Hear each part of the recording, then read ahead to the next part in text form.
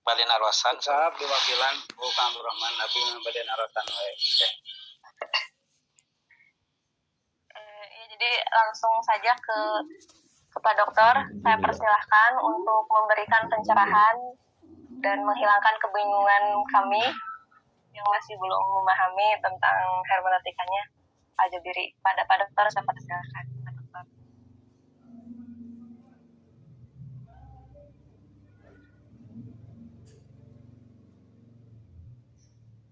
Baik, terima kasih ya Saudari Fatimah ya. Saya kira apa yang disampaikan cukup cukup menarik ya berkaitan dengan Al-Jabiri ini.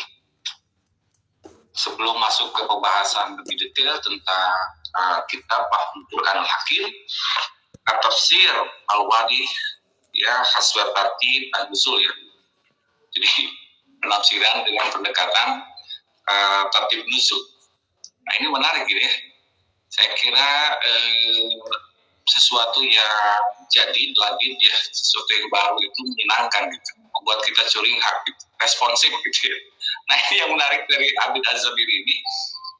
Tapi sebelum masuk ke ini, saya ingin sebetulnya pembahasan tentang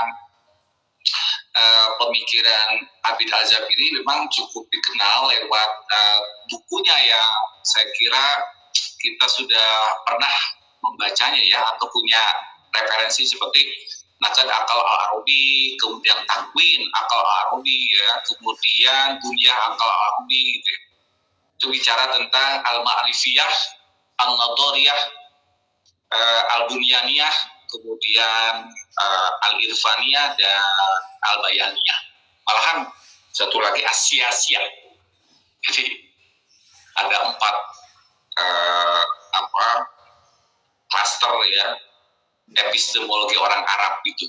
Jadi dia mematakan bagaimana orang Arab itu berpikirnya gitu. Seperti hari ini kita juga termasuk Bayani ya, kemudian Burhani, Irfani atau Siyasi. Jadi kalau saya ngobrol dengan orang yang cenderung dia sangat konteks objektif, biasanya kalau konteks of discovery dia Burhani gitu ya. Tapi kalau konteksnya lebih spirituality ya biasanya itu Irfani. Baik, tapi saya tidak akan bahas lebih detail tentang bagaimana epistemologinya ya. Oleh Fatimah itu kan kaitannya dengan penafsiran atau hermen begitu ya. Saya kira beberapa pertanyaan tadi relatif sudah dijawab dan penjelasan argumentasi epistemologinya juga sudah diperkenalkan. Misalkan tentang konsep al-fasl, kemudian al-wasl, kemudian teori tentang kuliah dan makuliyah itu sudah disampaikan.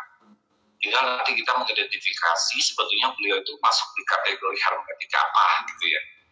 Ini saya kira PR Saudari Fatimah ya untuk menentukan ya terkait dengan sisi hermeneutikanya gitu. Apakah objectivity school atau subjectivity school gitu ya. Apakah dipengaruhi oleh Dilthey ataukah Jürgen Habermas ataukah Fourier misalkan yang lebih kritis ya. Begitu. Tapi kemarin kan sudah disampaikan dalam kuliah-kuliah sebelumnya sebagai visual analisis ya terhadap pemikiran dari Abid Az-Zabiri ini. Ada juga yang menyebutkan kalau saya dulu waktu di Mesir itu ketemu dengan Ahmad Tasso ya, dari orang itu dia meneliti tentang Abid Az-Zabiri. Jadi pikiran Abid Az-Zabiri itu masuk dalam kategori tradisionalis katanya gitu.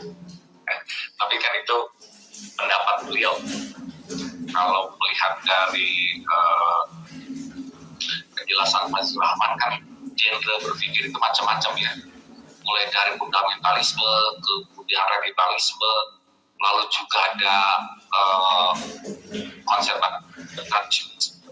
fundamentalisme, modernisme, ada neo-modernisme, ada modernisme klasik, ada modernisme liberal, gitu kan. Kemudian ada genre liberalis. Ternyata cara berpikir orang itu termasuk kategorinya banyak gitu. Saya kira Pak Abdul Rahman kelihatannya kelompoknya mungkin revivalis liberalis atau kebebasan fundamentalis, kan nggak tahu kita ya. Fundamental Pak kayaknya Pak. Biasanya kalau orang yang menggunakan frame hermeneutika itu bisa sebetulnya mengungkapkan, tapi itu tidak bisa dengan hanya ngomong gitu, tapi harus ada karya gitu. Karena karya itu menunjukkan any discourse speak by writing gitu. Sesuatu yang sudah ditulis dan itu sebuah teks gitu. Dari teks itulah kita ideologinya gitu. Apakah dia liberal, revivalis atau malah fundamentalis. Jadi selama dia mempunyai karya mah agak susah, karena dalam bahasa Fourier itu namanya fugitif. Fugitif itu lari gitu, lari kemana-mana gitu. Arahnya mau kemana nih cara berpikirnya gitu. Makanya diharapkan sih kita punya karya gitu biar dibaca orang gitu. Ya, kalau Imam Syafi'i kan karyanya dengan qaul jadid, kemudian qaul qadim, qaul jadid ya terdiri itu terjadi karena shift paradigm. Jadi apa yang disebut dengan perubahan paradigma, shifting paradigm, sehingga lahirlah qaul qadim dan qaul